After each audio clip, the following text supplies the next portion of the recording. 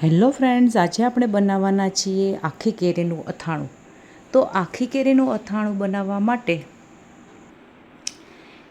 1 kilo કેરી લીધી છે, ધોઈને સાફ કરી લીધી છે, લૂછી લીધી છે. હવે એને 4 કટ કરીશું. ગોટલી કાઢી લઈશું, 1 કાપો કરી, અને બીજી ચીર કરીશું, અને આખી જ રાખવાની છે, કાપા પાડી દેવાના છે. બધી કેરી કરી લીધી છે. હવે મીઠું લેવાનું છે 1 વાટકો, અને એમાં 2 ચમચી હળદર નાખવાની છે. હવે આ બંનેને મિક્સ કરી લઈશું. આ મિક્સ કરેલું મીઠું અને હળદર એ કેરીમાં ભરવાનું છે, અને બાકીના જે મીઠું અને હળદર વધે એ એમાં મિક્સ કરીને ઊંચા નીચી કરી લેવાની છે કેરી. હવે બધી કેરી તૈયાર થઈ ગઈ છે. હવે આ કેરીને ઢાંકી દેવાની છે 2 કલાક માટે. પછી પાછી 2 કલાકના અંતરે એને હલાવ્યા કરવાની છે, એટલે બધી કેરીમાં મીઠું સરસ રીતે હળદર ચડી જાય.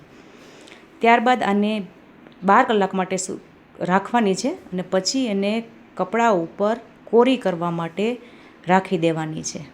બધી કેરી સૂકવી દેવાની છે છાંયે, પંખા નીચે. ત્યાર પછી આપણે આખી મેથી પલાળવાની છે.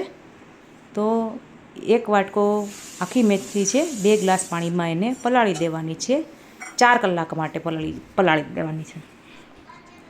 અને આ ખાટું પાણી જે વધેલું હોય આપણે કેરીનું મીઠા હળદરવાળું, એ પાણીને સાચવવાનું છે.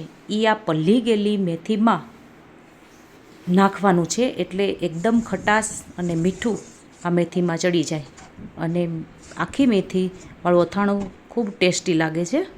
હવે આને 2 કલાક માટે પલાળવા દેવાનું છે. 2 કલાક સુધી રાખી મૂકી, અને હવે એ મેથીમાં હળદર અને ખાટું પાણી ચડી ગયું છે. હવે એની સુકવણી છાંયે પંખા નીચે કરી દેવાની છે. હવે આપણે આચાર મસાલો તૈયાર કરીશું. એના માટે મેં એક નાની તપેલી, એટલે કે 250 ગ્રામ આચાર મસાલો મેથીના કોરિયા લીધા છે. અડધી તપેલી તેલ લીધું છે. હવે લવિંગ, મરી અને હિંગ અને રાઈના કોરિયા લીધા છે, અને મેથીના કોરિયા.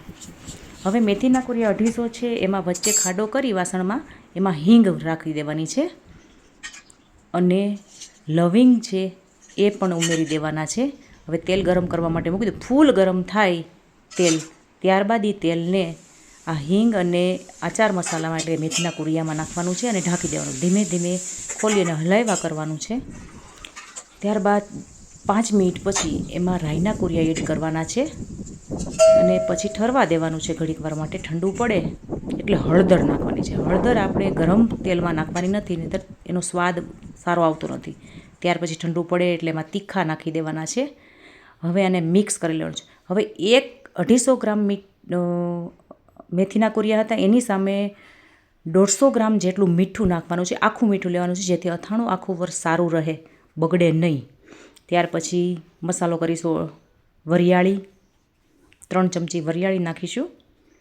ત્યારબાદ એમાં કાશ્મીરી મરચું છે લાલ, એ નાખવાનું છે, અને પછી મિક્સ કરી લેવાનું છે.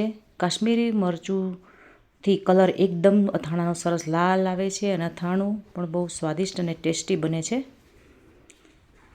ત્યારબાદ હલાવી, અને આપને એમ લાગે કે હજી થોડુંક ઓછું મરચું લાગે છે, તો કલર લાવવા માટે હજી તમે થોડુંક મરચું ઉમેરી શકો છો. એકદમ આચાર મસાલામાં તેલ છે એ બહાર નીકળી જાય છે. ધીમે ધીમે એને હલાવી અને મિક્સ કરી દો. તેલ આવી ગયું છે, છૂટું પડી ગયું છે. હવે આપણે આ કેરીને 4 કલાક માટે સુકાવા દીધી.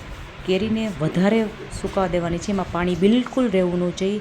હવે મેથી પણ કોરી થઈ ગઈ છે, સુકાઈ ગઈ છે. હવે એને આચાર મસાલામાં એડ કરવાની છે. બધી મેથી એડ કરીશું, અને આ મેથીથી ટેસ્ટ સરસ આવે છે. તમે જોઈ શકો છો. હલાવી અને મિક્સ કરી દેવાની છે. આચાર તૈયાર થઈ ગયો છે ભરેલી કેરી માટે. હવે આ મિક્સ થયેલો આચારને આપણે કોરી થઈ ગયેલી કેરીમાં ભરી લઈશું. કેરી આખી ભરી, આ મસાલો ભરાય છે, એક પછી એક બધી કેરીને ભરી લેવાની છે.